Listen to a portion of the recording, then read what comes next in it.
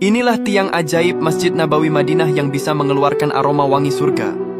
Di balik kemegahan Masjid Nabawi di Madinah, terdapat satu titik yang menyimpan kisah cinta luar biasa antara seorang hamba, Sang Pencipta, dan Rasulullah SAW. Titik itu dikenal sebagai Tiang Al-Mukhallaqah. Jika kalian berkesempatan mengunjungi Raudhah di area antara makam Rasulullah dan mimbar beliau, cobalah perhatikan deretan tiang yang ada di sana. Di antara sekian banyak tiang, terdapat satu tiang yang berada tepat di belakang tempat imam memimpin sholat atau mihrab. Tiang ini dinamakan Ustuwanah Al-Mukhallaqah, yang secara harfiah berarti tiang yang diberi wewangian. Kisah keajaiban tiang ini bermula dari masa Nabi Muhammad. Dahulu, Masjid Nabawi masih sangat sederhana, berlantai tanah dan beratap pelepah kurma. Saat berkhutbah, Rasulullah biasa bersandar pada sebuah batang pohon kurma yang telah mati agar suara beliau terdengar oleh para sahabat.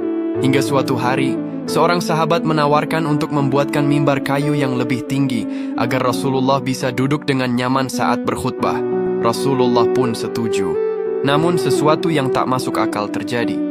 Saat Rasulullah mulai berkhutbah di atas mimbar baru tersebut, tiba-tiba terdengar suara tangisan pilu dari arah batang kurma lama yang biasa beliau gunakan. Suaranya bukan seperti suara benda mati, melainkan mirip rintihan bayi yang merindukan ibunya atau lenguhan unta yang sedang kesakitan. Seluruh sahabat yang hadir di masjid saat itu terdiam dan merinding mendengar tangisan tersebut. Batang kurma itu menangis karena merasa rindu dan sedih tidak lagi bersentuhan dengan tubuh mulia Rasulullah. Melihat hal itu, Rasulullah turun dari mimbarnya. Beliau menghampiri batang kurma tersebut, lalu memeluknya dengan penuh kasih sayang. Ajaibnya, seketika suara tangisan itu mereda dan berhenti, persis seperti bayi yang tenang setelah didekap sang ibu. Rasulullah kemudian bersabda bahwa jika beliau tidak memeluknya, batang kurma itu akan terus menangis hingga hari kiamat karena kerinduannya kepada beliau. Tak lama kemudian, batang kurma tersebut dikuburkan di tempat ia berdiri. Dan disitulah kini didirikan Tiang Al-Mukhallaqah. Nama Al-Mukhallaqah muncul karena tradisi yang dimulai sejak zaman dahulu. Untuk mengenang peristiwa tersebut dan sebagai tanda penghormatan, para sahabat dan generasi setelahnya sering mengoleskan khaluk, sejenis minyak wangi campuran dari safron dan aroma khas lainnya pada tiang ini.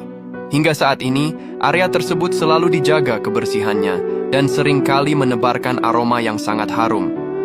Bagi para peziarah, mencium aroma di sekitar tiang ini seolah membawa imajinasi mereka pada suasana surga yang penuh kedamaian. Kisah Tiang Al-Mukhallaqah bukan sekadar cerita tentang benda mati yang bisa menangis.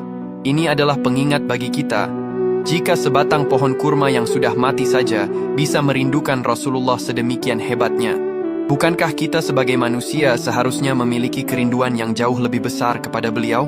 Saat kalian berdiri di Masjid Nabawi nanti, sempatkanlah menoleh ke arah tiang ini.